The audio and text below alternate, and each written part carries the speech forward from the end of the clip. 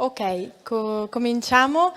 Buongiorno a tutti e a tutte e benvenuti e benvenute all'evento What Women Want, la formazione professionale come opportunità per l'espressione del talento femminile.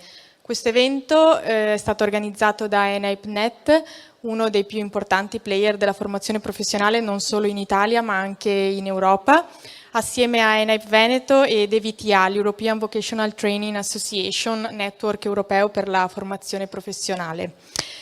Come l'anno scorso, anche quest'anno ENAIP e VTA hanno voluto mettere al centro le donne e l'anno scorso l'abbiamo fatto con un hashtag Stay STEM, Stay Women, che è rimasto nel cuore di tutti noi. E quest'anno lo facciamo con un altro hashtag. Se l'anno scorso abbiamo voluto concentrarci più su quello che è il tema della parità di genere e l'accesso alle materie STEM per il mondo femminile, quest'anno invece abbiamo voluto contribuire alla riflessione sempre sulla questione della parità di genere e in particolare sul talento femminile, che sono argomenti attuali e cruciali per lo sviluppo sociale ed economico non solo del nostro paese ma anche a livello europeo e nel contesto mondiale. Quanto sia di primaria importanza questo tema penso che ci viene ricordato continuamente.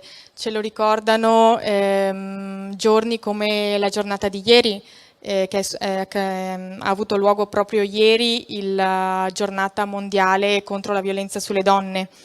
E ce lo ricordano eventi anche molto più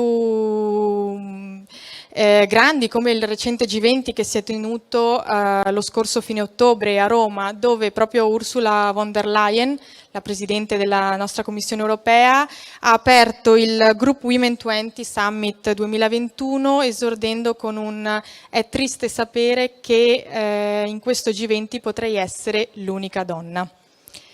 E ce lo ricordano, spero, eventi anche come quello che abbiamo oggi e che al nostro convegno.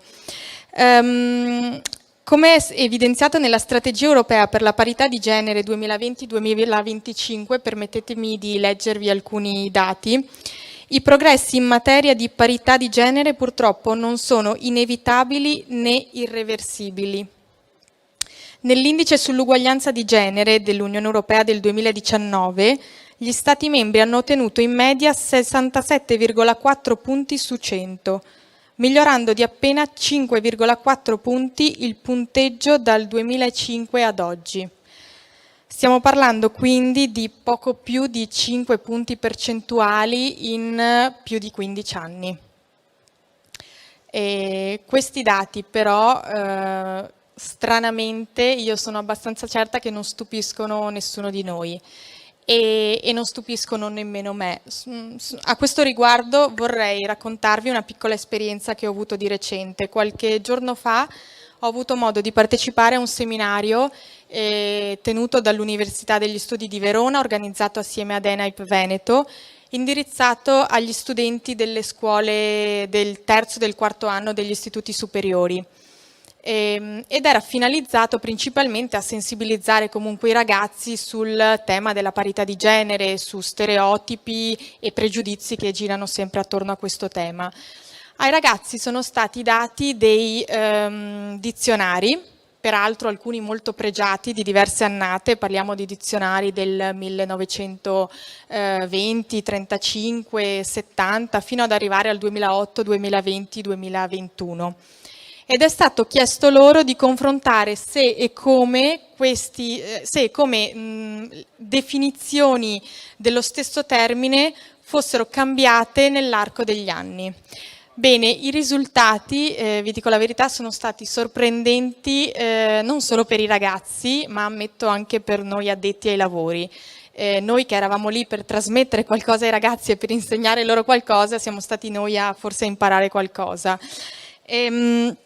Fino a non molti anni fa, sulla scia della grande enciclopedia di Diderot, i dizionari e le enciclopedie definivano la donna come la femmina dell'uomo.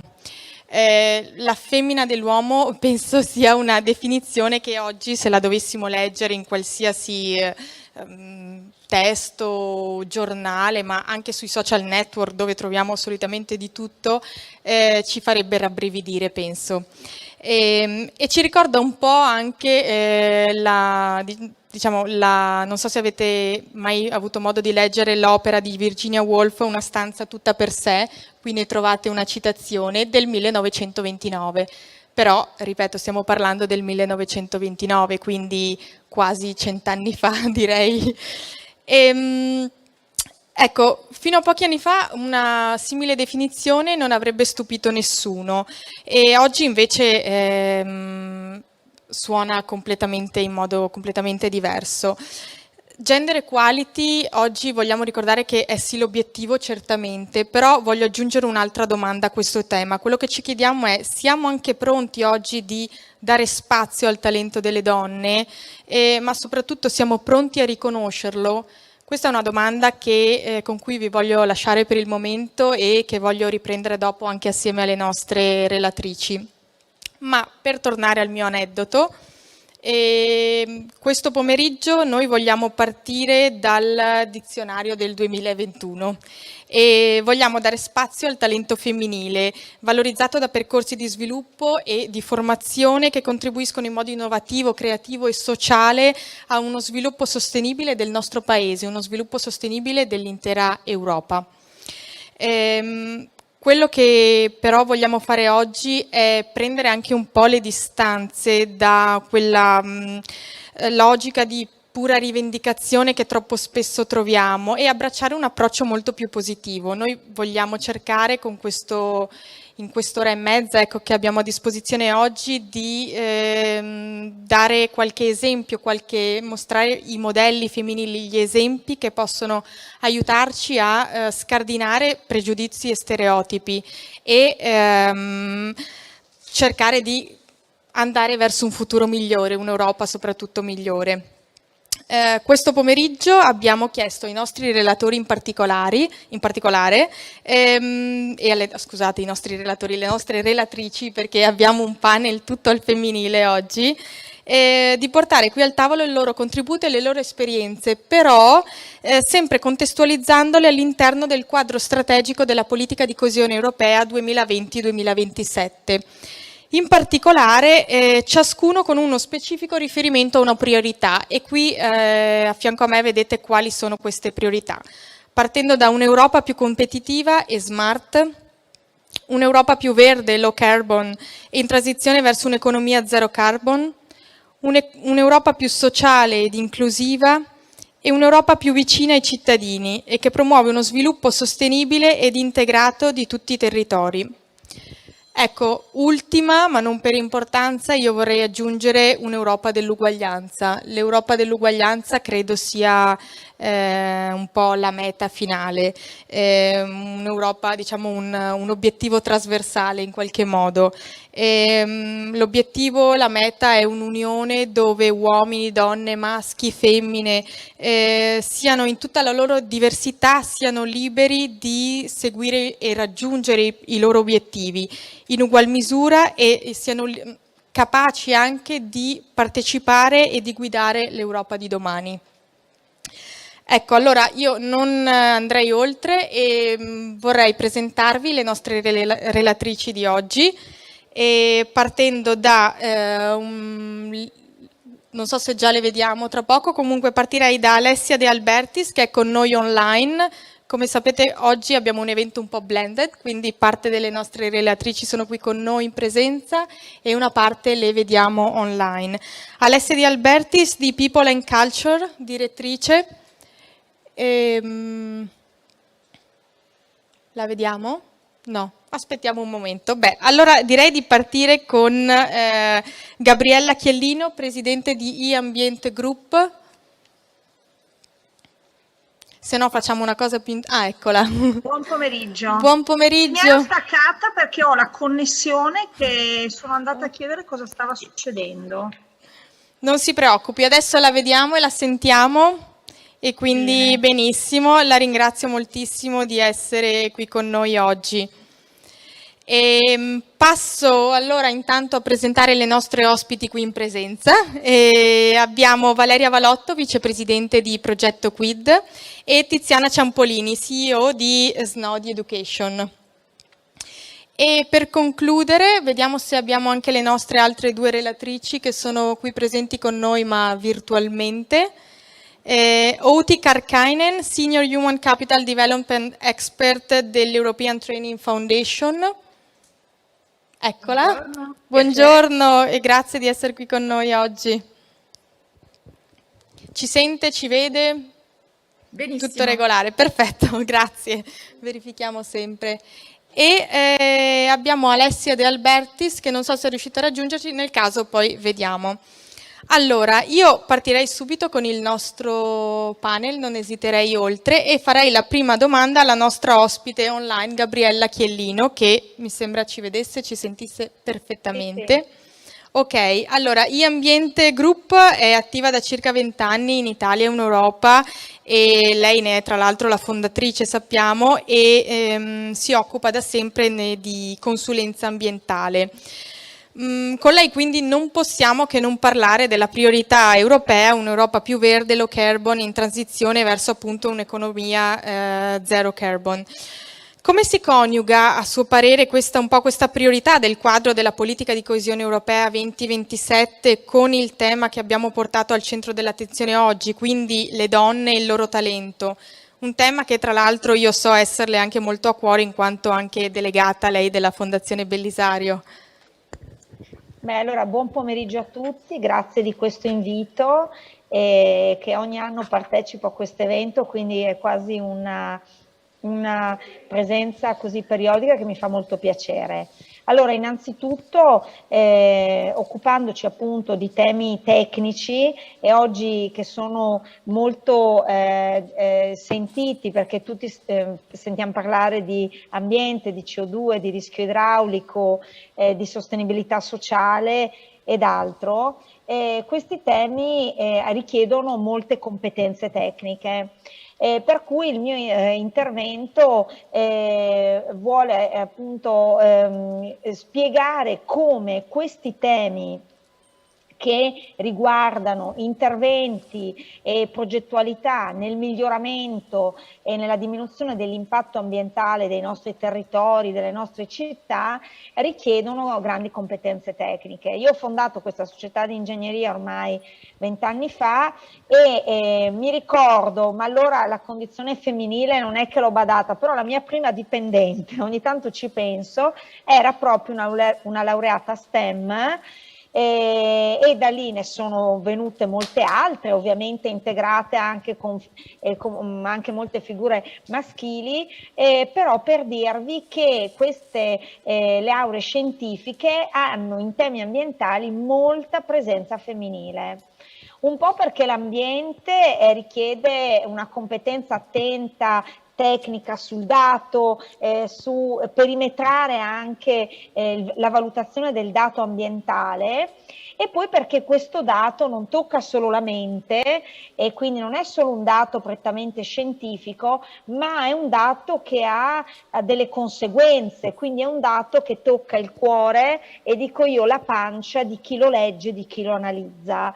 E questo diciamo va a toccare tutte quelle parti che caratterizzano molto, dico noi donne, no? Quindi il voler risolvere in maniera operativa le questioni, quando poi le questioni riguardano oggi i nostri territori, il bene diciamo del nostro pianeta e della nostra Europa, è ovvio che quella predisposizione che abbiamo di accoglienza può appunto aiutare a meglio gestire questi temi complessi.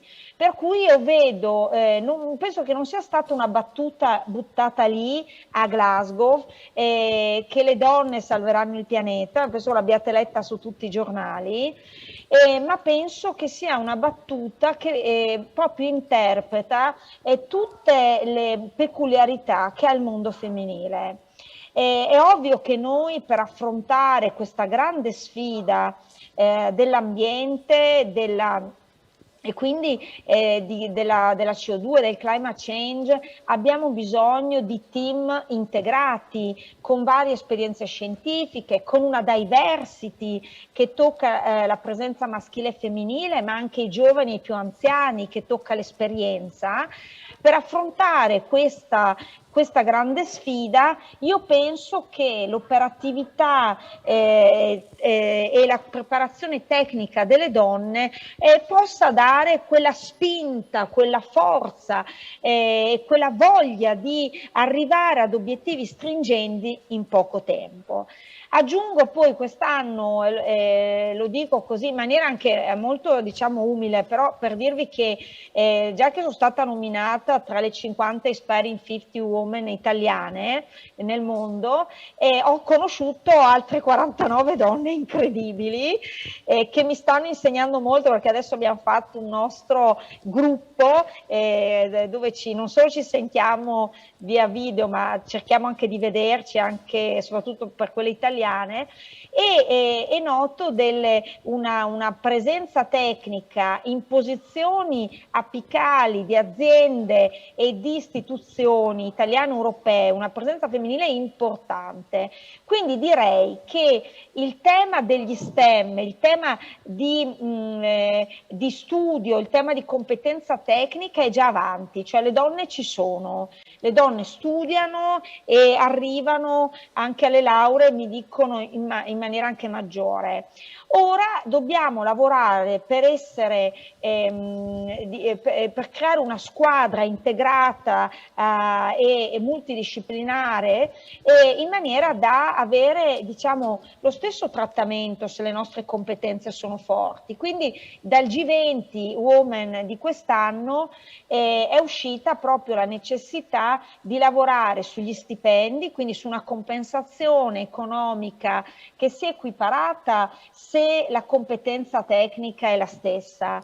Mi sembra che ci sia già una proposta di legge anche per l'Italia, per cui siamo molto contenti. Questa è una battaglia sulla giustizia, cioè se siamo allo stesso livello di ruolo scientifico è bene che ci sia un'equiparazione confrontabile tra uomini e donne, e quindi penso che questa sia una sfida importante. E poi l'altra cosa bella che sta succedendo è che nel Piano Nazionale di Resilienza e Ripristino, il PNRR, proprio nella missione, quella sul sociale, è stata introdotta la certificazione sul gender per le imprese, cioè sui progetti, per cui il proteggere questa presenza integrata e mista di gruppi, appunto, che garantiscano la diversity, danno addirittura un maggior punteggio al valore dei progetti che vengono presentati e quindi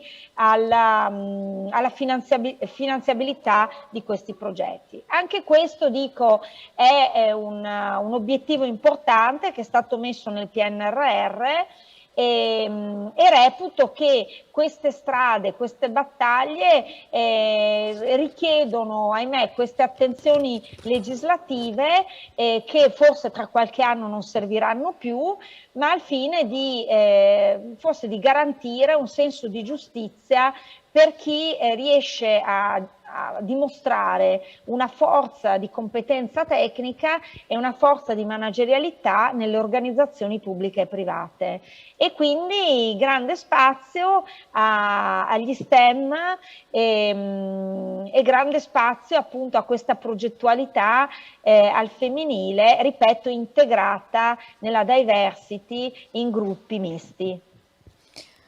La ringrazio moltissimo e sono d'accordo, penso che comunque anche piccoli, grandi passi come quello a cui accennava lei, la certificazione gender, comunque siano dei passi concreti che ci dimostrano che comunque stiamo andando avanti in questa direzione, nella direzione giusta.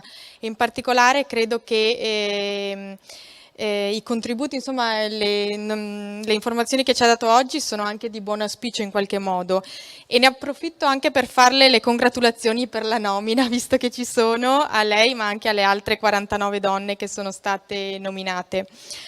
Ora passerei alla nostra seconda ospite, Tiziana Ciampolini, e con lei invece andiamo verso un'Europa più inclusiva. Lei ha scritto un articolo che ho avuto modo di leggere qualche giorno fa, molto interessante, dove, cito il suo articolo, scrive: la lotta per la parità di genere non è una lotta di parte, ma è lotta per garantire l'equità sociale tout court. Ecco, io partendo proprio da queste sue parole, che trovo estremamente vere, le chiedo un po' qual è secondo lei il modo per raggiungere questa Europa più inclusiva e come si relaziona anche col discorso dell'equità sociale in qualche modo. Grazie. Intanto grazie anche dell'invito qua oggi. Io non ero mai venuta a Job Orienta e quindi sono rimasta veramente stupita di questa messe di giovani che partecipano. Questo articolo a cui Silvia faceva riferimento è un articolo all'interno di un lavoro in cui un centinaio di donne hanno scritto sul tema della parità di genere per spingere in qualche modo il Ministero anche ad aprire l'osservatorio sulle pari opportunità che la Ministra Bonetti aveva promesso. E la prima notizia che vi do è che a novembre è stato aperto questo osservatorio sulla parità di genere all'interno del Ministero della Cultura e ha proprio l'obiettivo di monitorare le politiche pubbliche e il rapporto con la parità di genere per l'attuazione della parità di genere. Ecco, una cosa che anche su cui io insisto sempre: io non vorrei più sentir parlare di diseguaglianza di genere, vorrei sentir parlare invece di lotta per l'eguaglianza. Noi dobbiamo lavorare per l'eguaglianza, non dobbiamo stare a guardare la diseguaglianza. È sottile la differenza, però è sostanziale.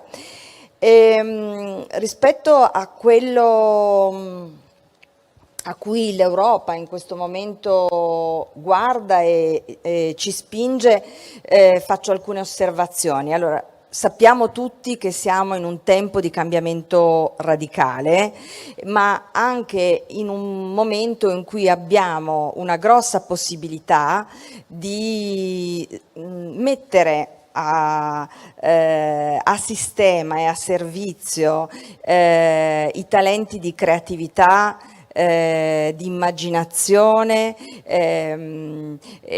i talenti innovativi.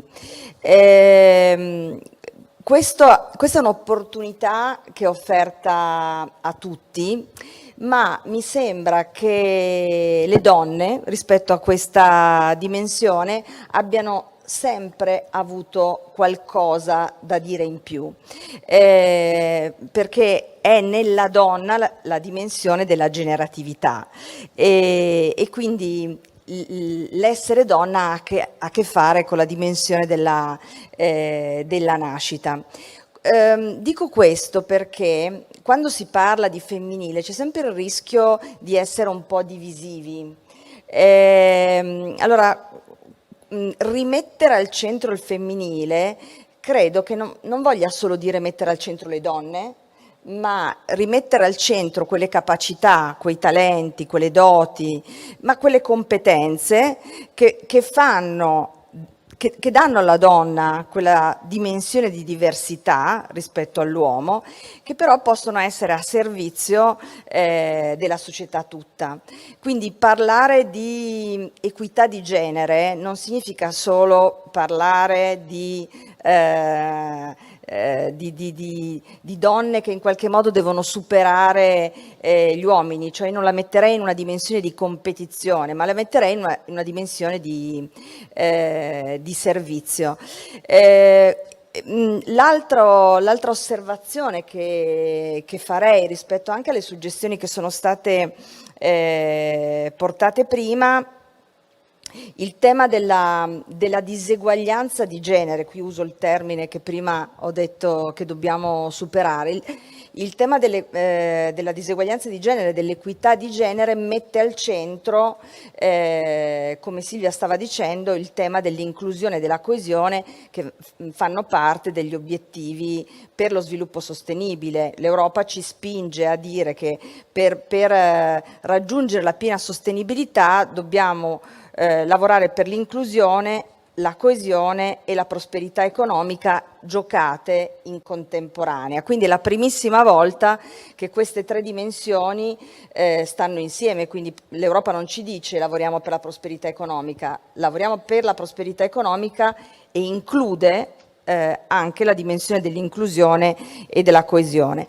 Quindi parlare di parità di genere non è una lotta di parte, ma è una lotta per l'equità tout court, perché quando parliamo dei temi dell'inclusione, di genere, parliamo della negazione del femminile che è alla base della cultura dell'esclusione. È come se l'esclusione femminile fosse la madre di tutte le esclusioni. Allora, affrontare questo tema dell'esclusione femminile vuol dire ricomprendere tutto il tema delle differenze. In un rapporto del 2015 McKinsey aveva messo in evidenza che se nel 2025 fosse stata raggiunta la parità di genere, quindi per esempio fosse stata raggiunta una parità anche economica, l'economia globale sarebbe cresciuta di 28.000 miliardi di dollari. Ecco perché, cioè, faccio questa sottolineatura perché quando parliamo appunto di questo tema parliamo di una crescita che implicitamente è una crescita per tutti. Parto ancora da un'osservazione che faceva chi mi ha preceduto. Le doti e i talenti femminili stanno educando, secondo me, anche l'economia e la politica globale alla gestione di una leadership diversa.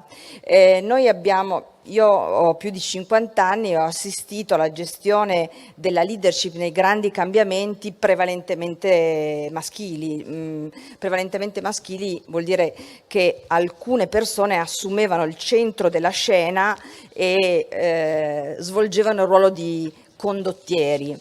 Mi sembra che in questo tempo stiamo invece assistendo a delle forme di cambiamento collettive che utilizzano invece la creatività, la tensione creativa e la capacità di prendersi cura del contesto e del collettivo per costruire delle battaglie che siano delle battaglie collettive, che è tipico della postura femminile. Da questo punto di vista anche le lotte che per esempio i ragazzi stanno facendo per il clima sono delle lotte dove esistono alcuni leader, pensiamo alla Greta, che è stata di grande ispirazione, ma tra l'altro quel tipo di leadership che ha esercitato Greta è stata una leadership silente, quasi deponente, che ha attivato la partecipazione di tanti uomini, donne e ragazzi. E le tante figure di giovani, maschi e femmine, che stanno un po' emulando ma anche rigenerando il tema delle battaglie civili, si gioca secondo questa dimensione anche di creatività collettiva e di movimento collettivo che genera un cambiamento molto più vasto di quello che le grandi leadership di un tempo tipicamente maschili avevano esercitato. queste alcune delle suggestioni e poi La continuiamo a ringrazio. dialogare. E questo penso che mi riporta a un'altra parte dell'articolo che scriveva, ma questo magari lo rivediamo anche dopo, in cui lei scrive una battaglia comunque che va portata avanti con gli uomini, non contro gli uomini. E questo credo ci spieghi anche quanto è importante il linguaggio.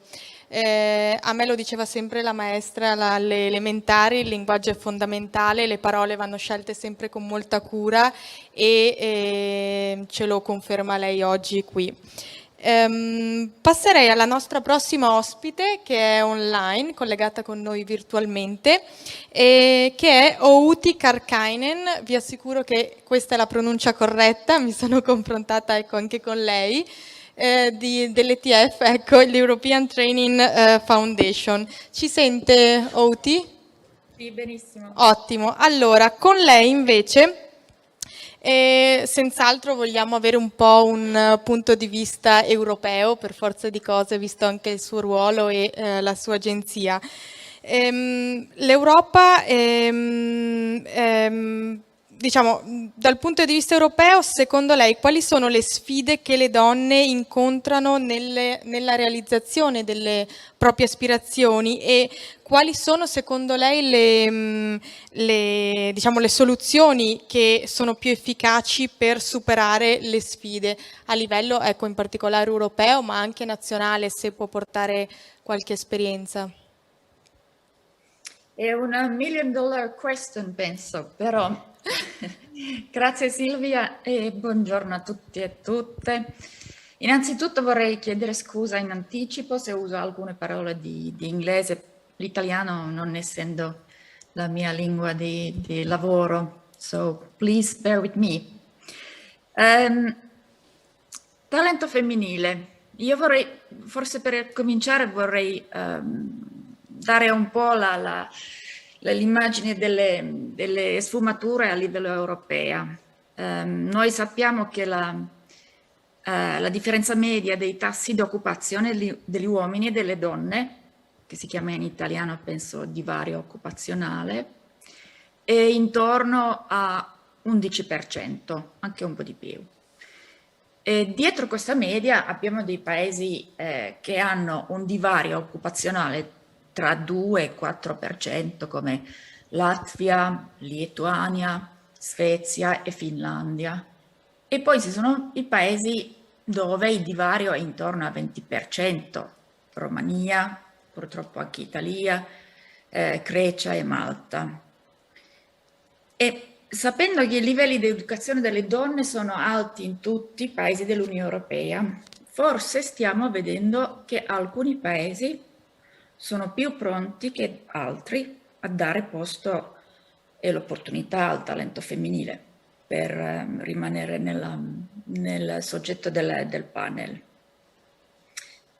Silvia mi ha chiesto delle sfide, ma le sfide sono tantissime, le conosciamo benissimo, abbiamo la segregazione educativa formativa, segregazione settoriale sul mercato di lavoro, la difficoltà di work-life balance, equilibrio tra lavoro e vita privata, divario retributivo e secondo me anche qualcosa che non dobbiamo dimenticare è la crisi di Covid-19. Sappiamo che in tutte le crisi nella storia è l'occupazione femminile che ne soffre di più che l'occupazione maschile. Che prendiamo la grande crisi di 2008 o Ebola in Africa, ne abbiamo tirato alcuni lessons learned.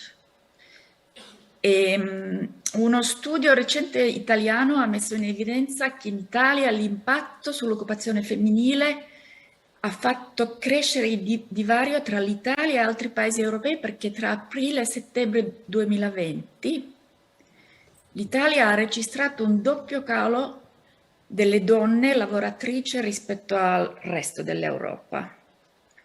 Dunque, se vogliamo una società più sociale e inclusiva, finché questi momenti di crisi non sono visti e usati come opportunità di trasformare, cambiare le strutture, le norme di genere della società che sono riflesse sul mercato di lavoro, il circolo diciamo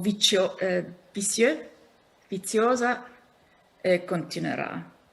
Ma vorrei tornare sulla segregazione. Io mi ricordo benissimo, 35 anni fa, io sono dalla Finlandia, dunque del nord, pure mia madre mi consigliava di studiare le lingue perché andava bene per una donna.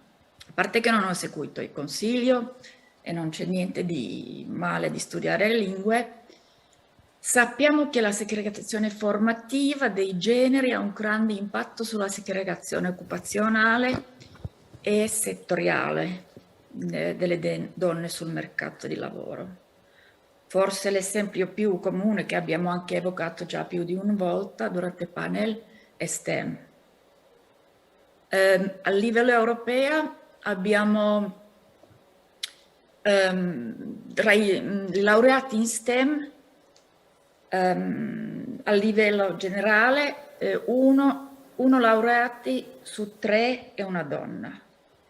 Se andiamo a vedere la formazione professionale, vediamo che la segregazione è ancora più forte, perché solo una laureata su 10 è una donna. Dunque, noi abbiamo un mercato di lavoro all'Unione Europea dove c'è un'alta segregazione. Il lavoro sociale, l'assistenza residenziale e salute assorba più di un terzo della forza lavoro femminile totale nell'Unione Europea. E quello che vediamo allo stesso tempo è che l'aumento della partecipazione delle donne al mercato di lavoro tende ad andare di pari passo con la segregazione di genere nel mercato del lavoro. Esempio, prendo Finlandia e Italia. In Finlandia il tasso di occupazione femminile è molto più alto che in Italia, però allo stesso tempo il divario retributivo e la segregazione occupazionale è molto più alto in Finlandia. Dunque anche quando la partecipazione delle donne al mercato del lavoro aumenta, le basic reasons, i fattori alla base non cambiano. Allora, ovviamente nessuno qua sta dicendo che tutte le donne giovani adesso devono studiare IT, fisica, ingegneria, però secondo me dobbiamo essere consapevoli quando parliamo di una Europa sociale, inclusiva e vicino ai cittadini, che la segregazione di genere nell'istruzione e nel mercato di lavoro crea e perpetua le disuguaglianze, sia al lavoro che fuori dal mercato di lavoro, rafforza gli stereotipi e alimenta la sottovalutazione del lavoro delle donne. Secondo, che molte delle occupazioni in cui le donne dominano numericamente sono tra le meno pagate e dunque le donne sono meno indipendenti economicamente. E dunque se vogliamo ridurre la povertà nell'Unione Europea, per forza dobbiamo anche ridurre la segregazione di genere sul mercato di lavoro, se vogliamo un'Europa inclusiva e sostenibile. Grazie mille. Prego. Ho passato già il tempo. Sì, ma non si preoccupi, anzi era molto interessante, tanto che la interrompevo proprio per dire che probabilmente il tema della segregazione di genere, anche formativa, è un tema che richiederebbe proprio un panel a sé e un'ora a sé. E tra l'altro lei mi facilita moltissimo il lavoro, perché questo mi porta alla nostra prossima ospite, che invece ci dà un punto di vista proprio del mondo del lavoro, dove anche dal punto di vista dell'imprenditoria, perché sappiamo che segregazione femminile nel settore dell'imprenditoria è abbastanza rilevante quando pensiamo, ma non solo pensiamo, anche se guardiamo i dati del mondo dell'imprenditoria, solitamente a prevalere non sono sicuramente le donne. Allora, passo la parola a Valeria Valotto, vicepresidente di progetto Quid, a cui chiedo un po' di raccontarci, partendo proprio dall'esperienza di Quid, quali sono gli approcci concreti che possono in qualche modo testimoniare il talento femminile nel mondo del lavoro e dell'imprenditoria e come i talenti femminili si scontrano però spesso con la dura realtà le dure realtà lavorative che spesso sono incompatibili con quella che è la vita di una donna. Quindi come possiamo bypassare questo ostacolo? Grazie Silvia e grazie per l'invito, anche per noi è la prima volta qui, quindi grazie. E io incomincerei magari raccontandovi che cos'è Quid, perché è un po' un mondo a sé. E poi va bene, parlare per quarta alla fine mi scardina sempre l'agenda di quello perché ci sono stati così tanti stimoli. A un certo punto bloccami se io straparlo. Hai 7 minuti. No, scherzo. Tranquilla. Chiamo le slide se... Ah, perfetto, ok. Allora, noi siamo una realtà giovane, abbiamo qualche anno, abbiamo 8 anni, quindi anche noi che l'abbiamo fondata questa realtà quando eravamo giovanissimi, non siamo più così giovani, siamo una realtà a leadership femminile, poi vi darò qualche dato in più, ma siamo soprattutto un'impresa sociale, che significa imprenditoria con una missione sociale. La nostra missione è proprio quella di riequilibrare il mercato del lavoro, quindi di offrire opportunità di formazione e di impiego e di carriera sul lungo termine a chi in questo paese è a rischio di emarginazione lavorativa. E in questo preciso momento storico, quando è nato, quando siamo nati, poi per i prossimi 100 anni forse le categorie cambieranno, sono state le donne al centro della nostra missione. Come lo facciamo? Lo facciamo attraverso una moda sostenibile. E sono 3 i nostri verbi chiave. Diamo una seconda vita a tessuti che ci vengono donati da case di moda di prestigio prevalentemente basate in Italia, le trasformiamo in collezioni B2B e B2C, B2C distribuite attraverso i nostri negozi e B2B in collaborazione con i grandi player del mondo moda lifestyle con cui creiamo delle supply chain ibride e alla fine tutto è finalizzato proprio all'obiettivo di costruire dei percorsi, dei progetti che abbiano un impatto sociale sulla vita delle nostre dipendenti e che possano essere appunto poi una porta di accesso a quello che è un viaggio di dignità e autonomia attraverso il lavoro e attraverso la professionalizzazione. Siamo una realtà a leadership femminile, queste sono alcune delle nostre creazioni. Ma volevo andare, ecco qua, ai dati sulla composizione insomma, della nostra realtà. Siamo una realtà al 90%, allora questi sono i dati di assunzioni 2020, sono stati al 90% rivolti a donne e questo appunto in uno scenario post-pandemico è stato sicuramente il nostro piccolo contributo a quelli che sono le sfide del nostro ecosistema.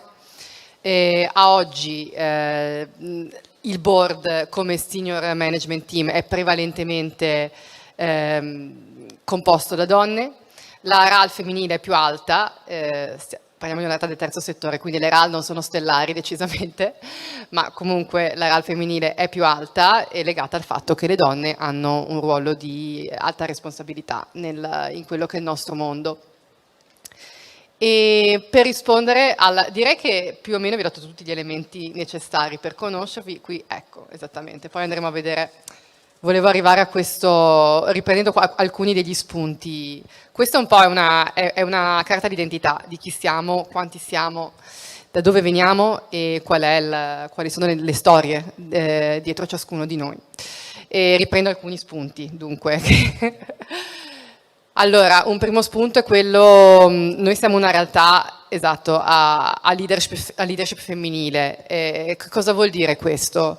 Ci rende più portanti, siamo una realtà a leadership femminile e lavoriamo in uno dei settori dove c'è decisamente comunque colpito dalla gender segregation, perché tu mi presenti come imprenditrice, ma io ti dico attenzione, sono imprenditrice del terzo settore, il terzo settore è un settore a prevalenza anche in termini di leadership femminile e in termini sicuramente di retribuzione salariale non paragonabile a quello che è il for profit, quindi già ci sono delle crepe, no? Ma bisogna proprio guardare a quelle crepe poi e usarle come leve per ridisegnare quello che vogliamo possa essere l'Europa, possa essere il Veneto, l'Italia. Ecco, quindi noi come imprenditori sociali diciamo che la nostra missione è trasformare i limiti in punti di partenza.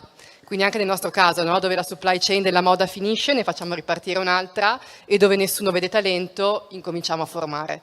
Quindi questo è l'approccio, quindi concentriamoci sulle incongruenze perché è lì che bisogna lavorare. Quindi la prima è questa, lavoriamo nel settore manifatturiero, prevalentemente quindi femminile.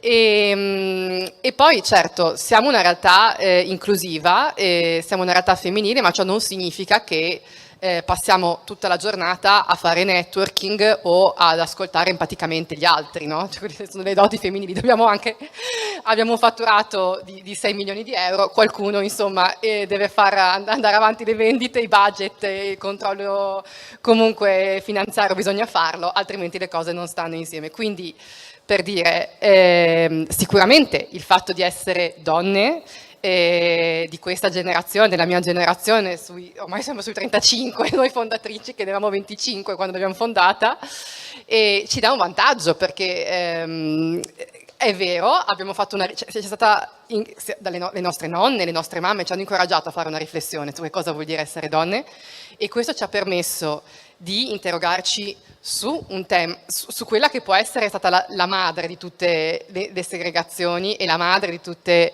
le disparità, quella di genere. Attraverso la nostra lente, la nostra storia, quella delle nostre mamme, quella delle nostre nonne, siamo capaci di guardare i nostri dipendenti, uomini o donne che siano, e capire qual è la forza, qual è il talento che hanno sviluppato nella loro storia di emarginazione e segregazione. Perché se tu ti sei fatto tutta l'Africa, la Libia e sei arrivato in Italia e poi hai avuto il coraggio di portarmi un curriculum, significa che dentro, cioè, sei pronto per spaccare il mondo, quindi certo, questa è una delle storie, ce ne sono tante altre ovviamente, e quindi ci rende più inclusive, forse sì in questo momento storico, ma sappiamo che ci saranno altre disparità, altre ingiustizie e in questo momento noi possiamo solo immaginare quelle che potrebbero essere le segregazioni del futuro e dobbiamo lavorare perché non ce ne siano, non perché la donna nello specifico non sia segregata.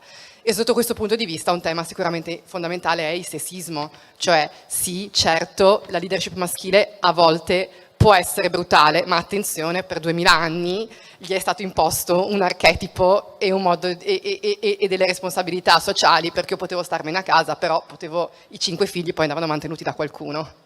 Quindi bisogna essere molto cauti in questo. Per noi la leadership non è femminile, è inclusiva. E questo era un punto che volevo portare. Poi ecco, per toccare l'ultima suggestione che fai, quella del talento al femminile e di quello che insomma, che può essere il tema. Scusate, qua mi sto quando mi surriscaldo poi mi cadono l'altro tema che segnalavi appunto era il talento e il talento e il tempo, no? Nella vita delle donne.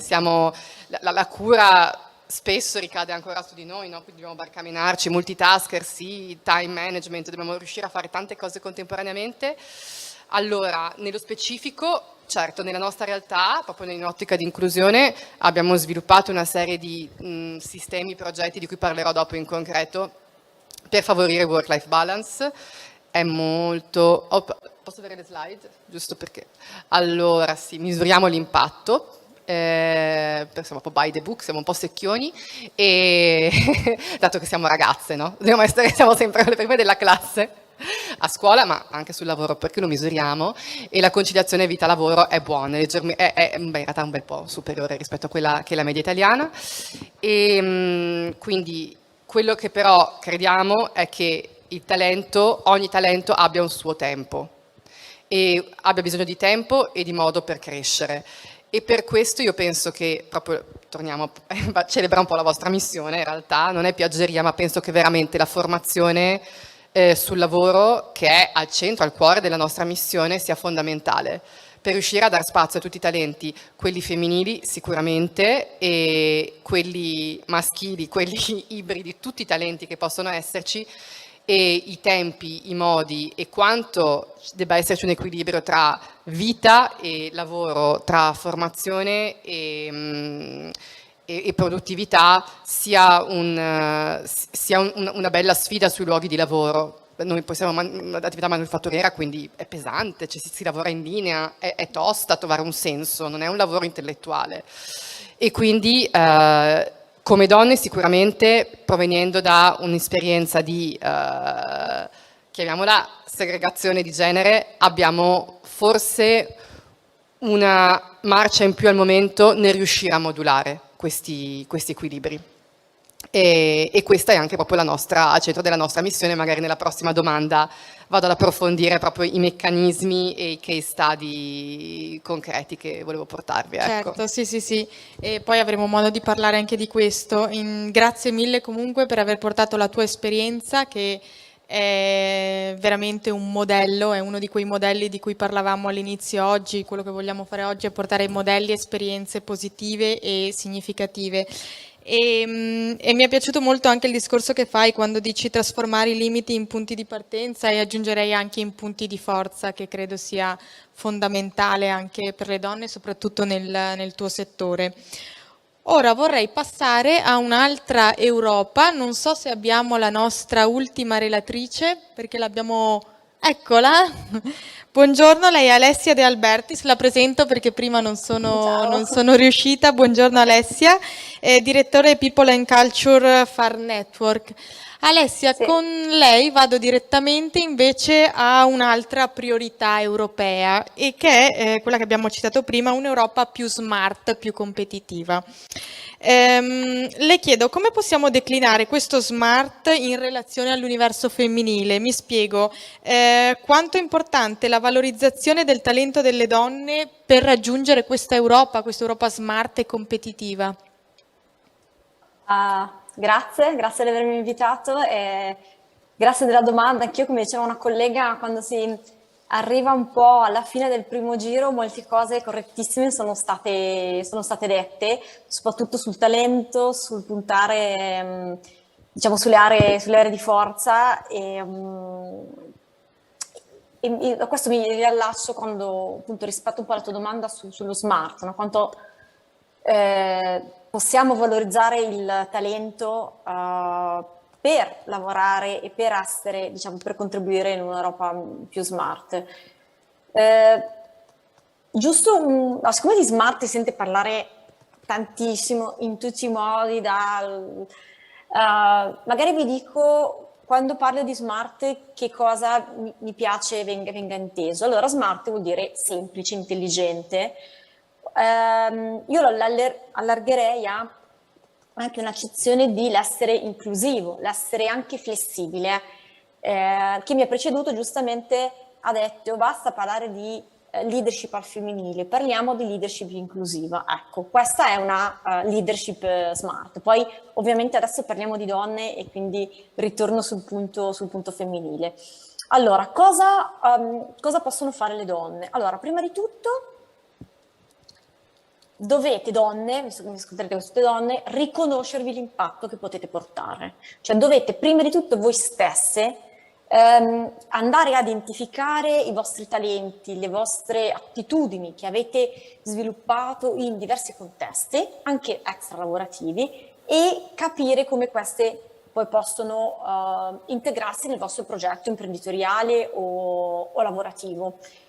Questo lo dico perché statisticamente, sono tanti anni nel mondo femminile, dell'empowerment e anche del mentoring, statisticamente le donne che incontro, e io stessa, non mi riconoscono quanto sono stata, cioè quanto ho fatto bene quella cosa, o non mi riesco a riconoscermi quant'è la mia competenza. Questo forse deriva anche un po' da un background culturale. La collega finlandese avete un modello diverso, però noi a scuola è sempre stato, facevo il liceo, tornavo a scuola prendevo 8 di latino, ero un po' secchiona come da femmina, proprio statistica.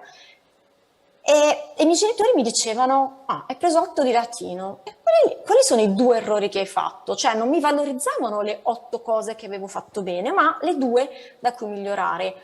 Quindi sicuramente l'invito è partiamo innanzitutto dai punti di forza e lavoriamo su questo. Partiamo anche dalla considerazione che come donne, prima sentivo un bellissimo intervento sulla maternità e sul caregiving, come donne noi sviluppiamo delle competenze non solo in ambito lavorativo, prima di tutto perché come donne, come esseri umani abbiamo diversi ruoli, quindi siamo noi, quindi sono Alessia, poi sono una mamma, poi magari sono una figlia unica, poi sono una collega, poi sono una cugina, poi sono un'amica, quindi mediamente noi abbiamo 7 cappelli, 7 ruoli, ma siamo comunque un'unica persona.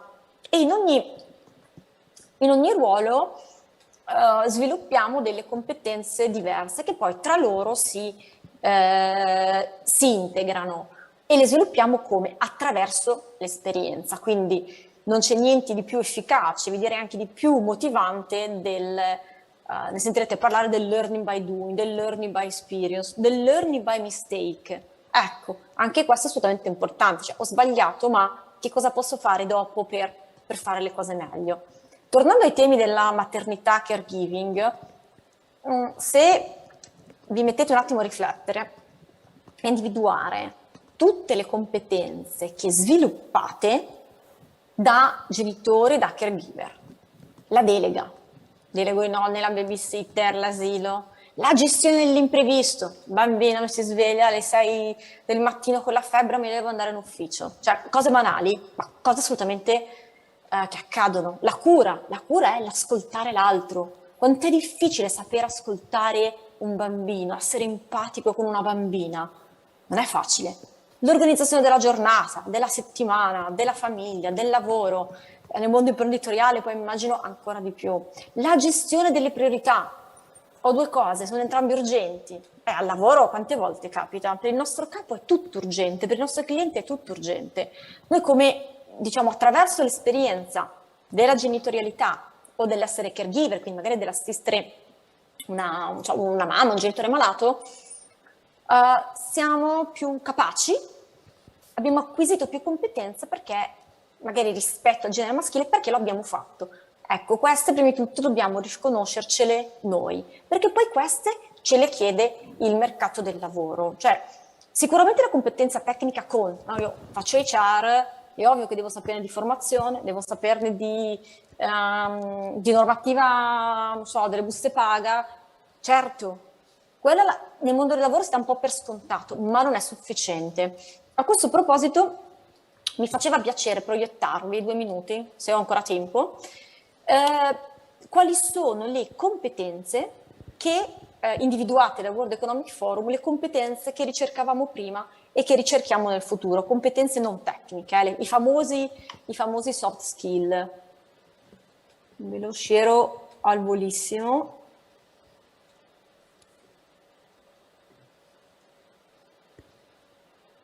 Allora, si vede? Sì, sì.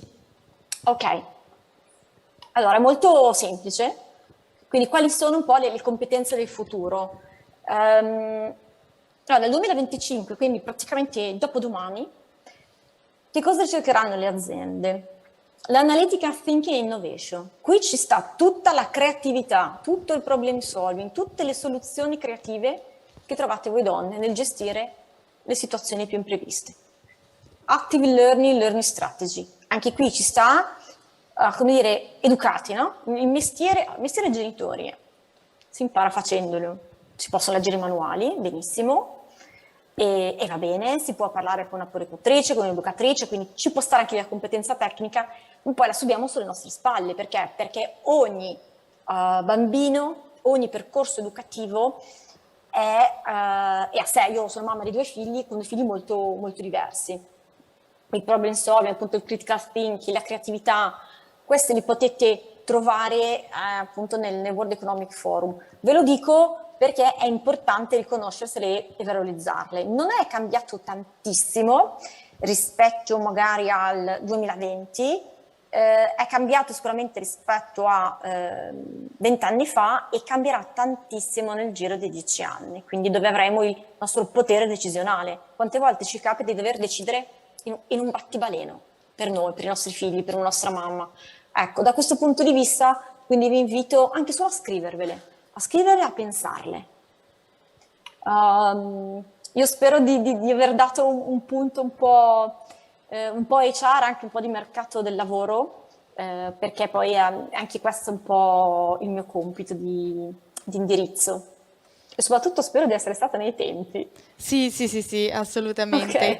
Eravamo un po' in ritardo, ma colpa nostra.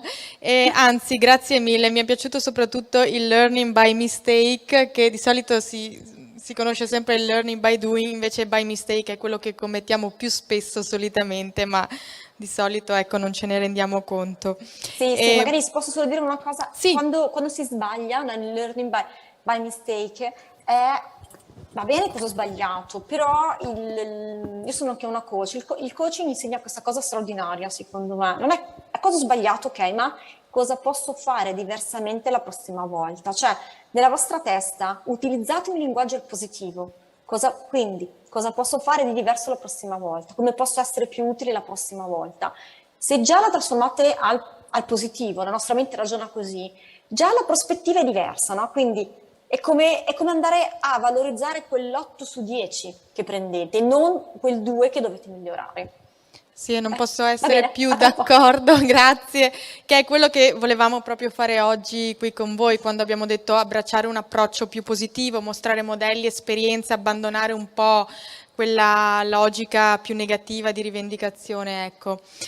Allora, io tornerei alla nostra ospite Outi, se ce l'abbiamo qui con noi, per fare un ultimo round molto breve, quindi diciamo un ultimo pensiero ecco, conclusivo rispetto a quello che ci siamo detti. Outi, l'European Training Foundation sappiamo che lavora da anni nel riformare i sistemi di istruzione e di formazione professionale del mercato del lavoro. Secondo la sua esperienza, quali sono le best practice, per così dire, che testimoniano il talento femminile nel mondo del lavoro e della formazione e della vita pubblica? Dunque, noi lavoriamo come Agenzia dell'Unione Europea nel contesto delle relazioni esterne dell'Unione Europea in Western Balkans, Southern Eastern Mediterranean, Central Asia e Eastern Europe. Dunque i nostri paesi sono molto diversi e le sfide per le donne, per la loro inserzione nella formazione e nel mercato di lavoro, direi che sono abbastanza dello stesso genere che in Europa, però amplificate. Come si dice, tutto il mondo è paese, magari ci dobbiamo aggiungere poi i problemi dell'insicurezza nelle scuole, nei trasporti e livelli di povertà più grandi. Noi lavoriamo nel contesto dunque della politica esterna, dunque seguiamo anche la strategia dell'Unione Europea per la parità di genere nell'azione esterna. Si chiama GAP, Gender Action Plan, che definisce le priorità nel lottare per la parità attraverso la politica esterna, e questo include combattere stereotipi, mercato di lavoro, raggiungere la parità in diversi settori economici, eccetera. Questo è quello che vuole dire per il nostro lavoro e che dobbiamo applicare, è quello che noi vediamo come good practice, not best, non è da noi da dire che è best, e di applicare quello che si chiama gender sensitive, penso che in italiano si dice la sensibilità al genere, al nostro sostegno, che sia per la formazione degli insegnanti e la pedagogia, curriculum, materiale didattico e soprattutto orientamento professionale, per garantire un'istruzione priva di discriminazione e una parità di accesso. Secondo, per poi supportare la transizione, school to work transition delle donne, di nuovo gender sensitivity nelle misure attive del mercato di lavoro, programma di mentoring, lavoro con il settore privato e facilitazione di imprenditorialità. Quello che non dobbiamo dimenticare è che il mantenimento delle donne al mercato di lavoro e poi facilitare il loro ritorno in questi paesi dove lavoriamo richiede anche la cooperazione con altri partner che possono supportare e investire nel settore della salute e cura dei bambini, migliorare le misure antidiscriminatorie e applicazione del diritto di lavoro e divisione equa del lavoro a casa, familiare. Cioè, quello che noi vediamo come good practice è un sostegno multidimensionale e intersettoriale. Dobbiamo lavorare con i partner perché la questione di parità di genere è talmente multisettoriale che un'agenzia specializzata su un campo specifico, formazione professionale, e l'accesso al mercato del lavoro non può lavorare da sola per risolvere il problema o issue. E come quello che dicevo anche per l'Europa, le misure, le attività non avranno mai un effetto reale se non lavoriamo sui stereotipi e le norme di genere e dobbiamo, come dire, i role models. Dobbiamo usare i role models per dare questa speranza e prospettiva per le donne anche nei nostri paesi con cui lavoriamo, i partner countries. So che il tempo è poco, dunque per concludere quello che volevo dire come good practice è, come si dice, you cannot be what you don't see, dunque non puoi essere ciò che non vedi, e questo è molto importante nel nostro lavoro riguardando la reform dei sistemi di formazione professionale nei nostri paesi partner. Grazie mille Uti, penso che sia assolutamente verissimo quello che ci ha detto e spesso ci dimentichiamo come il tema di genere attraversa un po' tutte le politiche sociali, quindi non è esclusivamente, cioè quando parliamo di genere dobbiamo andare veramente a vedere tante realtà diverse e come questa tematica le attraversa in modo trasversale e fare un cosiddetto bilancio di genere, ecco. Ed è importante soprattutto, credo, anche il discorso della sensibilità di genere, in particolare nel mondo della formazione. Come diceva Uti, a volte sono delle piccole cose, ma sono fondamentali quando si va a formare una bambina, una ragazza nel mondo della formazione professionale e non. Ora tornerei dalla nostra ospite Valeria, che ci ha già accennato un po' a quella che è la realtà di Quid e al loro lavoro e al suo lavoro in particolare. Ti chiedo un piccolo pensiero conclusivo, perché siamo agli sgoccioli, il tempo ovviamente è sempre poco alla fine. Quali sono gli elementi distintivi della leadership femminile che si sono maggiormente rivelati efficaci nell'esperienza di Progetto Quid e nella tua esperienza?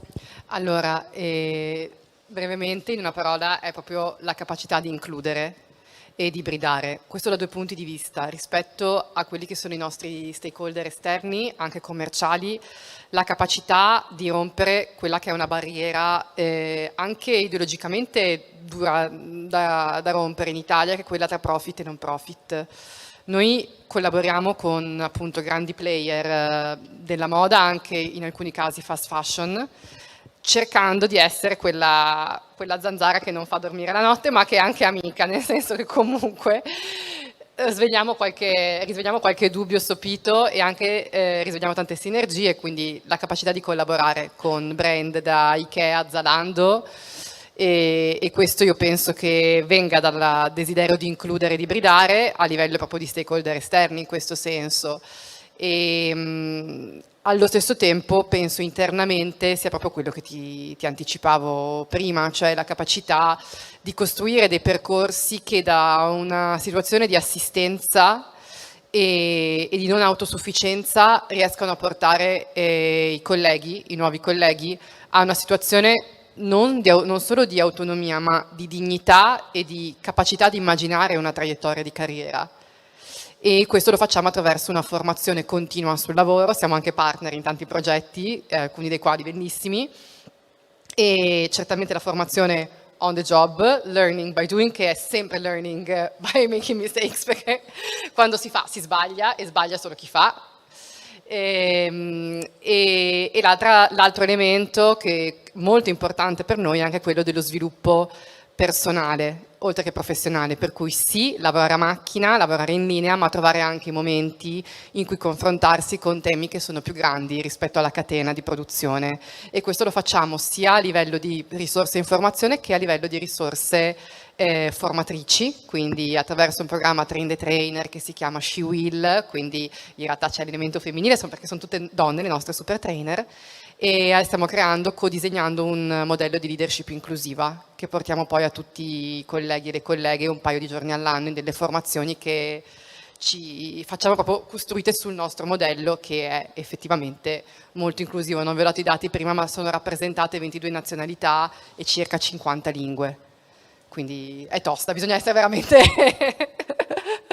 lavorare di mediazione tanto. E questi sono poi due, per cui stakeholder esterni e interni, sempre in un'ottica di inclusività, di ibridare e di trasformare i limiti in punti di partenza. Ecco. Grazie, abbiamo capito che comunque la parola inclusione penso sia una parola, prima dicevamo il linguaggio è importantissimo, ecco, che non possiamo tralasciare quando parliamo di parità di genere e di talenti femminili. Io passerei per un ultimo contributo alla nostra ospite Gabriella Chiellino, che eccola, l'abbiamo qui con noi. Gabriella, parto da un dato che ho trovato non molto tempo fa, che secondo un rapporto di Green Italy del 2020, dicevano quando l'azienda è rosa è anche più sensibile all'ambiente. I dati, poi spiegavano, evidenziano come le start-up green guidate da donne, così come le imprese ad alta partecipazione femminile, sono generalmente più sensibili all'impatto ambientale. Le chiedo, come valuta lei il rapporto attuale, insomma, che c'è in questo momento tra donne e quella che è la conversione green che stiamo vivendo? Beh, allora cerco anche io di fare un caso concreto, nel senso che io presiedo un gruppo che si chiama E-Ambiente, che è appunto questo gruppo di ingegneria e consulenza ambientale ed energetica, e diciamo che guardando anche le soft skill prima che ci ha fatto vedere Alessia, abbiamo agito così, occupandoci proprio di questi temi. Abbiamo una presenza di laureate in STEM importante, che arriva quasi al 50% di tutta la popolazione aziendale. E soprattutto le mie manager, le chiamo così, sono donne. Negli anni di crisi, cioè quando è iniziato anche il Covid 2018, cioè pre-Covid 2019, avevamo iniziato a vedere appunto anche queste competenze che abbiamo visto proprio sulle top skills, che erano quelle di reattività, di anche gestione del team, prendere decisioni, eccetera. E quindi confermo anche che la parte tecnico-scientifica abbinata poi alla managerialità dà, diciamo, risultati esplosivi. E noi abbiamo affrontato gli anni questi 2 anni con una direzione commerciale al femminile e con una direzione tecnica al femminile. E vuol dire che abbiamo diretto appunto tutto il mercato di sviluppo e tutta la gestione dei team tecnici interni, e con questi skill che sono molto presenti appunto su queste scelte di manager al femminile. Ecco, quindi penso di averti dato risposta, nel senso che oltre agli STEM abbiamo anche notato questa reattività, nulla togliendo ai team ovviamente misti come dicevo prima, ma questa integrazione, questa richiesta soprattutto in periodi di crisi dove la creatività, il cambiare il metodo di lavoro, il lavorare in maniera così video, smart, ha permesso di superare e affrontare poi per noi un momento molto importante, perché oggi i temi ambientali ed energetici sono ovviamente all'ordine del giorno. Quello che poi stiamo cercando di fare come azienda, perché la difficoltà sono quelle che abbiamo sentito, è i tempi di lavoro coi tempi di vita, perché anche le nostre manager o comunque le nostre project manager aziendali hanno la loro famiglia, hanno le loro attività, e quindi cercare di integrare con lo smart working, con una grande fiducia, col guardare i risultati, ci ha permesso di rivedere anche, cambiare paradigma anche nell'ambito dell'organizzazione del lavoro. E quindi sono grandi sfide che stiamo approcciando tutti e che hanno bisogno di soluzioni diversificate, in cui le soft skill che abbiamo sentito prima sono fondamentali per reagire in questo cambio di paradigma. Grazie mille, e credo sia l'approccio migliore, perché questo è un esempio di come a volte azioni concrete, anche piccole azioni, portano dei risultati e riescono a portare il cambiamento, in questo caso nella vita di una donna. Passo per un ultimo contributo alla nostra ospite Alessia De Albertis. Eccola, bentornata. Allora, sì, che in realtà non ci aveva mai abbandonato, e che noi non la vediamo sullo schermo sempre, no, so che era qui con noi. Stavo Ecco. assolutamente ascoltando Sì, no. tutto il mondo STEM. Ottimo, adesso la vediamo tutti anche noi. Allora, io le chiedo un ultimo pensiero un po' conclusivo, perché siamo un po' agli sgoccioli, e abbiamo parlato con lei di un'Europa più smart, infatti tornerei proprio su questa Europa più smart e più competitiva. Che messaggio vorrebbe dare alle giovani ragazze che troppo spesso oggi, anche a causa dei dati che leggiamo ogni giorno, che non sono molto positivi la maggior parte delle volte, che messaggio vorrebbe dare a queste ragazze che non hanno appunto fiducia in questa Europa più smart di cui ci ha parlato prima? Cosa direbbe loro?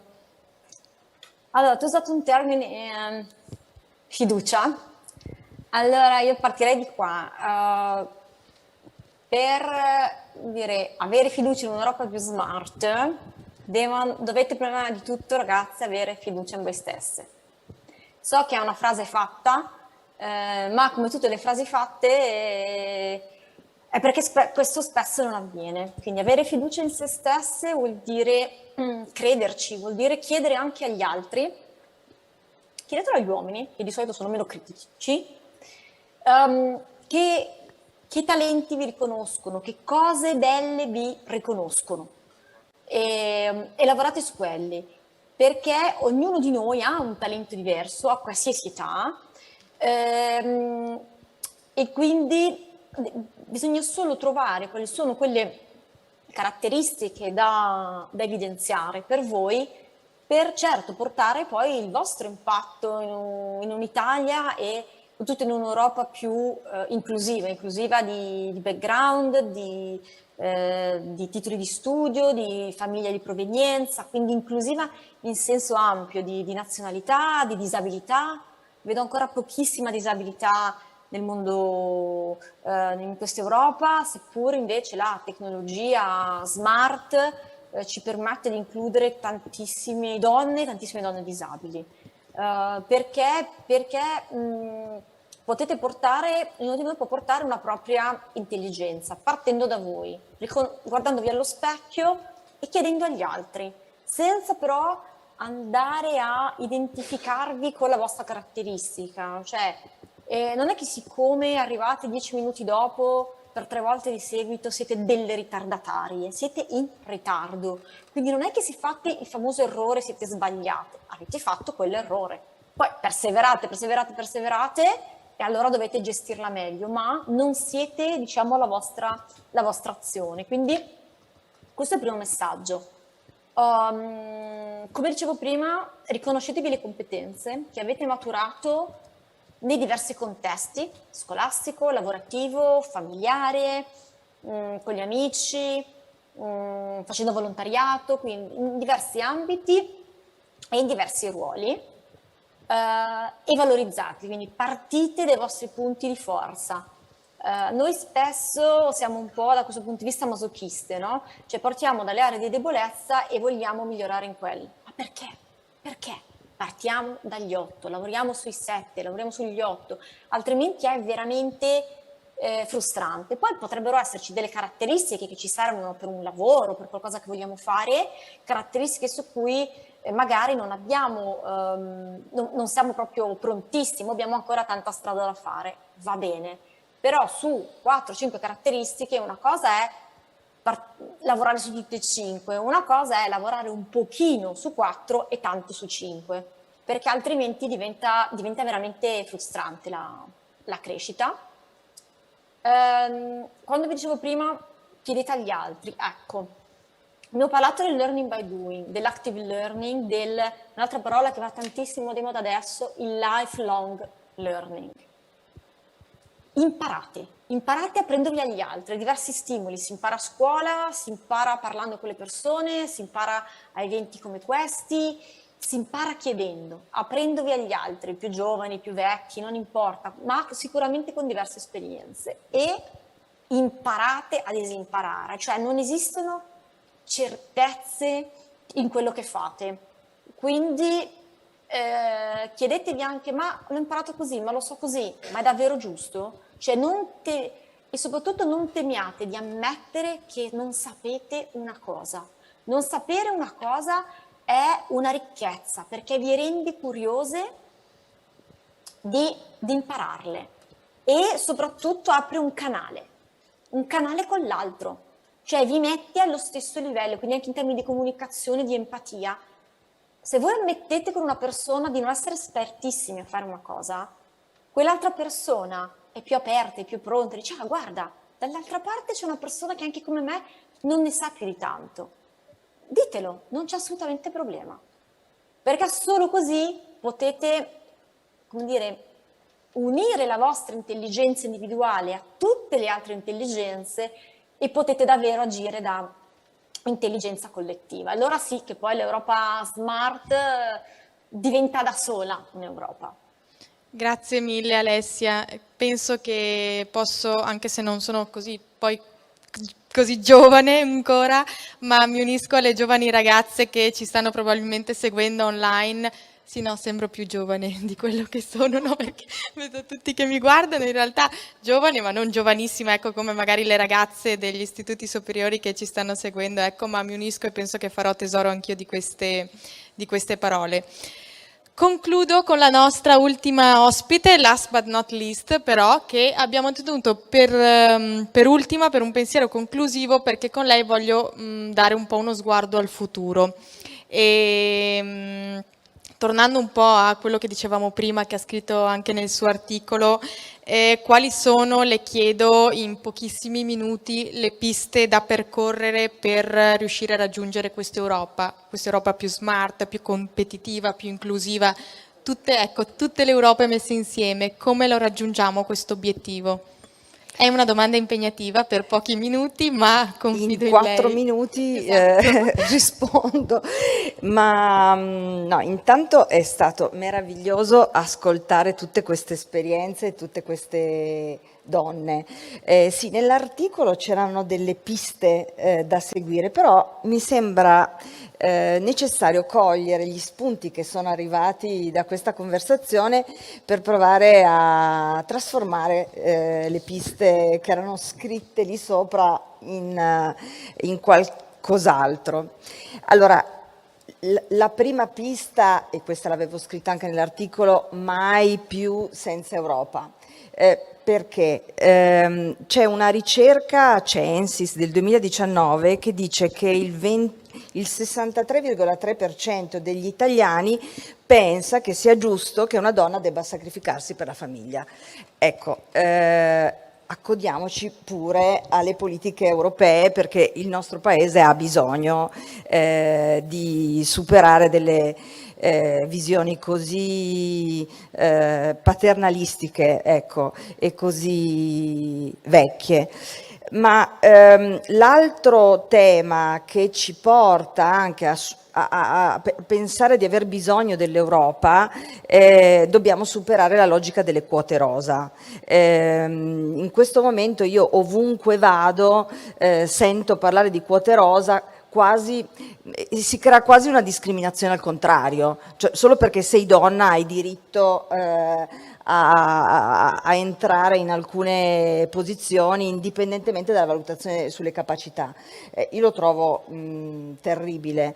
Ecco, abbiamo bisogno di misure strutturali ed esigibili sul tema della valorizzazione, cioè dell'equità per le differenze. Abbiamo bisogno del riconoscimento delle differenze e abbiamo bisogno forse, prendendo un po' lo spunto delle cose che si dicevano prima, anche superare la logica, permettetemi, dell'inclusione o dell'integrazione, ma andare verso una logica dell'interazione tra le differenze. Qualcuno lo diceva anche prima, no? Cioè si tratta di aprire dei nuovi spazi di relazione. Allora non guardiamo solo alle donne, ma guardiamo a quell'approccio femminile che può essere di proprietà di tutti per spingere sulle dimensioni relazionali. L'altro aspetto importante, mai senza Europa, perché l'Europa ci ha insegnato ad avere un approccio duale, quindi lavorare contemporaneamente sull'empowerment femminile e sul mainstreaming di genere. La combinazione di queste due dimensioni è vincente. E ecco, è vincente per fare in modo che non ci siano solo delle opportunità per le donne, ma ci siano dei contesti di lavoro per le donne, per gli uomini, in cui le persone siano libere di esprimersi, un po' come ci stava raccontando Valeria, in cui siano libere di formarsi, le competenze che ritengono più importanti per loro e che si possano superare le discriminazioni per tutte. L'altro tema che mi sembra fortemente emerso nelle conversazioni che abbiamo fatto, allora siamo in un tempo in cui occorre formarsi alla complessità, alla flessibilità, all'incertezza, lo diceva chi mi ha preceduta. Bisogna investire sul talento, ma soprattutto bisogna lavorare per espanderlo questo talento, proprio perché abbiamo bisogno tutti di crescere. La leva appunto è il talento e non la mancanza. Vi racconto anche qui velocissimamente un aneddoto personale, perché penso che allora io quando sono nata nel 1968 la pediatra ha detto a mia mamma, ero mancina, ma guardi metta la penna sull'altra mano perché è meglio, mancina non sta tanto bene. Poi ero una bambina piccola molto molto creativa e l'insegnante delle medie ha detto ai miei genitori, ma magari rinforziamo un po' le capacità tecniche, economiche. Allora hanno spinto i miei genitori a iscrivermi all'istituto tecnico. Poi all'università ho fatto psicologia perché avevo bisogno di espandere l'altro talento che era stato mortificato.